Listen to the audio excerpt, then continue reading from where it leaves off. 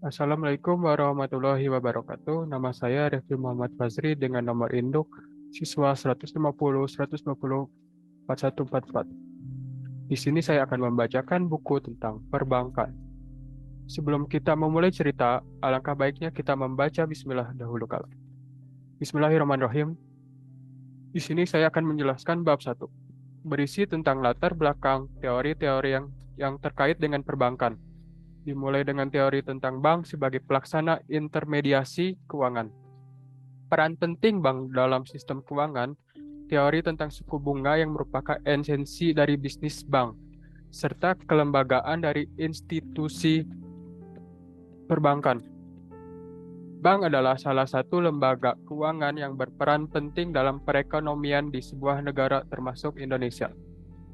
Menurut Undang-Undang Nomor 10 Tahun 1998, bank merupakan lembaga perantara keuangan, di mana bank bertugas untuk menghimpun dana dari masyarakat dalam bentuk giro, tabungan, deposito, dan kemudian menyalurkan dana tersebut ke masyarakat dalam bentuk kredit atau bentuk lainnya dalam rangka meningkatkan taraf hidup orang banyak. Selain menjalankan aktivitas penghimpunan dana dan penyaluran dana, bank juga melakukan aktivitas pelayanan jasa perbankan kepada masyarakat seperti jasa pengiriman uang, jasa pembayaran, bill payment, jasa penampungan, pembayaran tagihan, collection, jasa penitipan barang berharga, safe deposit box, dan lain-lain. Sebagai besar jasa-jasa tersebut memberikan kemudahan bagi masyarakat dalam melaksanakan transaksi keuangan, sehingga transaksi keuangan antar masyarakat akan semakin cepat, efektif, dan efisien. Bank sebagai pelaksana intermediasi adalah proses kegiatan pengalihan dana dari penabung kepada peminjam. Proses intermediasi dilakukan oleh lembaga keuangan dengan cara membeli sekuritas primer yang diterbitkan oleh unit defisit dan sisi lain lembaga keuangan tersebut mengeluarkan sekuritas sekunder kepada penabung atau unit surplus. Sekuritas primer antara lain dapat berupa saham, obligasi, komersial paper, perjanjian kredit, atau sebagainya. Sementara yang termasuk sekuritas sekunder adalah giro, tabungan, deposito berjangka, sertifikat deposito, polis asuransi, reksadana, dan sebagainya. Lembaga keuangan sebagai lembaga intermediasi memiliki peran yang sangat strategis dalam proses intermediasi keuangan sebagai berikut. Yang pertama, pengalihan aset. Yang kedua, likuiditas. Yang ketiga, realokasi pendapatan. Yang keempat, transaksi. Sistem keuangan yang tidak stabil cenderung rentan terhadap berbagai gejolak seperti mengganggu perputaran roda perekonomian. Secara umum, dapat dikatakan bahwa ketidakstabilan sistem keuangan dapat mengakibatkan timbulnya beberapa kondisi yang tidak menguntungkan seperti transmisi kebijakan moneter tidak berfungsi secara normal sehingga kebijakan moneter menjadi tidak efektif. Fungsi intermediasi tidak dapat berjalan sebagaimana mestinya akibat alokasi dana yang tidak tepat sehingga menghambat pertumbuhan ekonomi. Ketidakpercayaan publik terhadap sistem keuangan yang umumnya akan diikuti dengan perilaku panik para investor untuk menarik dana sehingga mendorong terjadinya kesulitan likuiditas. Sangat tingginya biaya penyelamatan terhadap sistem keuangan apabila terjadi krisis yang bersifat sistematik. Peran bank sebagai agen pembangunan. Di samping berperan dalam sistem keuangan, peran bank dalam suatu negara juga dapat dilihat dari harapan masyarakat keberadaan bank bagi mereka. Terkait dengan harapan masyarakat tersebut, maka ada 3 peran penting yang dijalankan oleh perbankan sebagai berikut. Yang pertama, lembaga kepercayaan. Yang kedua, agen pembangunan negara. Yang ketiga, pemberi layanan kelembagaan perbankan. Bank adalah badan usaha kekayaan yang terutama dalam bentuk aset keuangan finansial aset, serta bermotifkan keuntungan dan juga sosial. Jadi bukan hanya keuntungan saja. Hasibuan 2003. Menurut Dictionary of Banking of Financial Service by Jerry Rosenberg, bank adalah lembaga yang menerima simpanan giro, deposito, dan membayar dasar atas dokumen yang ditarik orang atau lembaga tertentu. mendiskonto surat berharga, dan menanamkan dananya dalam surat berharga. Kuncoro menyatakan bank sebagai lembaga keuangan yang usaha pokoknya menghimpun dana dan menyalurkan kembali dana tersebut ke masyarakat dalam bentuk kredit, serta memberikan jasa-jasa dalam lalu lintas, pembayaran, dan peredaran uang. Oleh karena itu, dalam melakukan kegiatan usaha sehari-harinya, bank harus mempunyai dana agar dapat memberikan kredit kepada masyarakat.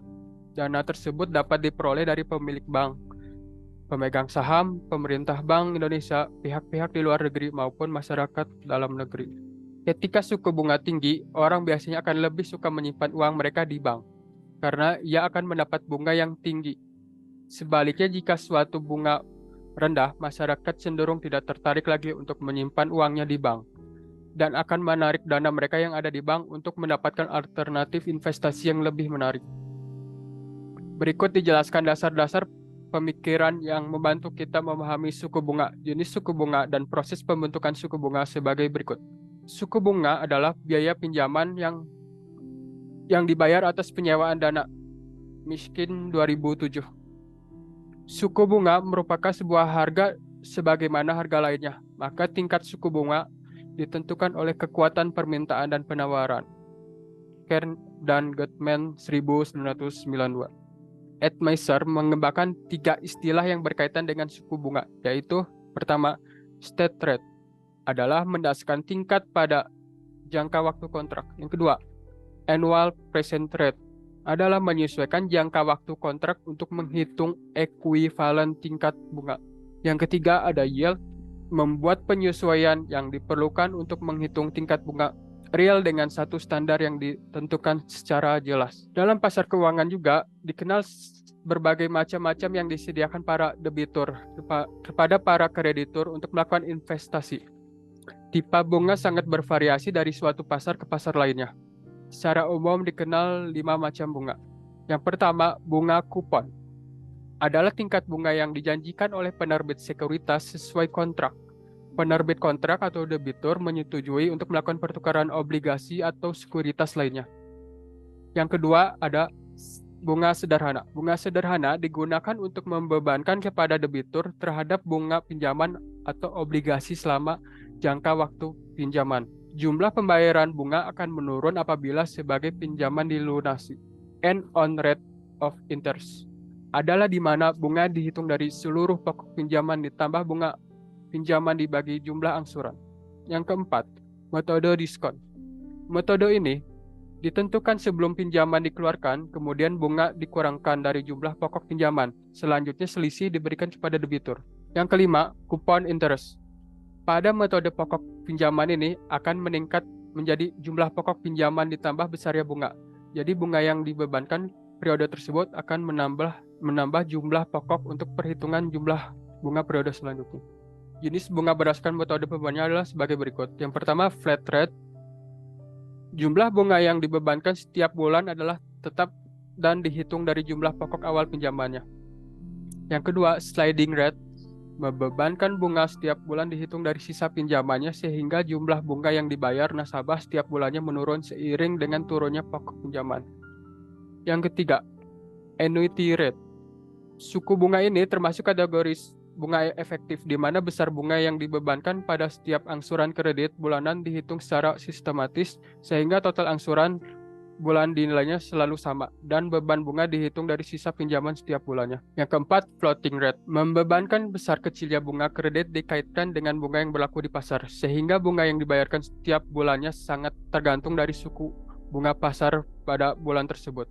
Jumlah bunga yang dibayarkan dapat lebih tinggi atau lebih rendah atau sama dari bulan sebelumnya. Fungsi tingkat bunga yaitu membantu mengalirkan tabungan berjalan ke arah investasi guna untuk mendukung pertumbuhan perekonomian di Indonesia. Yang kedua, mendistribusikan jumlah kredit yang tersedia pada umumnya memberikan dana kredit pada proyek investasi yang menyajikan hasil tertinggi. Yang ketiga, menyeimbangkan jumlah uang beredar dalam permintaan akan uang dari suatu negara. Yang keempat, merupakan alat penting masyarakat kebijakan pemerintah melalui pengaruhnya terhadap jumlah tabungan investasi. Asal mula kegiatan perbankan dimulai dari jasa penukaran uang, sehingga dalam sejarah perbankan, arti bank dikenal sebagai meja tempat menukarkan uang. Dalam perjalanan sejarah kerajaan tempo dulu, mungkin penukaran uang dilakukan antar kerajaan yang satu dengan kerajaan lainnya.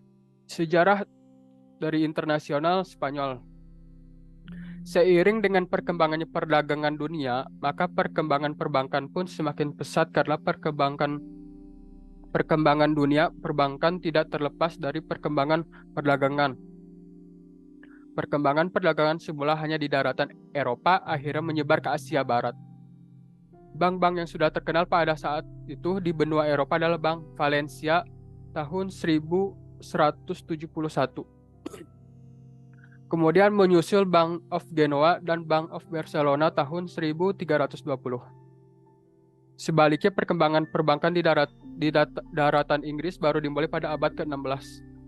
Namun karena Inggris yang begitu aktif menjadi daerah perdagangan yang kemudian dijajah, maka perkembangan perbankan pun ikut dibawa ke negara jajahannya. Sehingga kegiatan perbankan mulai berperan penting untuk menciptakan sistem dan berbagai fasilitas untuk melayani pedagang valuta asing dengan cepat. Menurut sejarah di Indonesia, perbankan tidak terlepas dari zaman penjajahan Hindia Belanda. Pada saat itu, The Funds Bank atau kita sebut NV didirikan di Batavia pada tanggal 24 Januari 1828. Kemudian menyusul The Netherlands Indies Exchange NV pada tahun 1918 sebagai pemegang monopoli pembelian hasil bumi dalam negeri dan penjualan ke luar negeri, serta terdapat perbankan beberapa bank yang memegang peranan penting Hindia Belanda, antara lain The Java NV Bank, The Postbank Bank, Help and Spar Bank, The Alkmaar Bank, Netherlands Bank, The Escompo Bank. Bank berdasarkan fungsi bank sentral adalah suatu intuisi yang bertanggung jawab untuk menjaga stabilitas harga atau nilai suatu mata uang yang berlaku di negara tersebut. Di Indonesia, bank sentral ditujuk oleh undang-undang adalah Bank Indonesia. Bank umum adalah menurut Undang-Undang Nomor 7 Tahun 1992 sebagaimana diubah dalam Undang-Undang Nomor 10 Tahun 1998 tentang perbankan adalah bank yang melaksanakan kegiatan usaha secara konvensional atau berdasarkan prinsip syariah yang kegiatannya memberikan jasa dalam lalu lintas pembayaran. Yang ketiga, Bank Pengkreditan Rakyat BPR. Bank BPR yang melaksanakan kegiatan usaha secara konvensional atau berdasarkan prinsip syariah. Dalam kegiatannya tidak memberikan jasa dalam lalu lintas pembayaran. Jenis-jenis berdasarkan kepemilikan, bank milik pemerintah, bank yang seluruhnya atau sebagai besar sahamnya dimiliki oleh pemerintah, sehingga pemerintah merupakan pemegang saham pengendalinya. Saat ini, kepemilikan pemerintah pada bank dikoordinasikan oleh Menteri Negara BUMN. Yang kedua, bank milik swasta nasional. Bank jenis ini seluruh atau sebagian besar sahamnya dimiliki oleh swasta nasional. Akte pendiriannya menunjukkan kepemilikan swasta, begitu pula pembagian keuntungannya untuk pihak swasta. Yang ketiga, bank milik asing.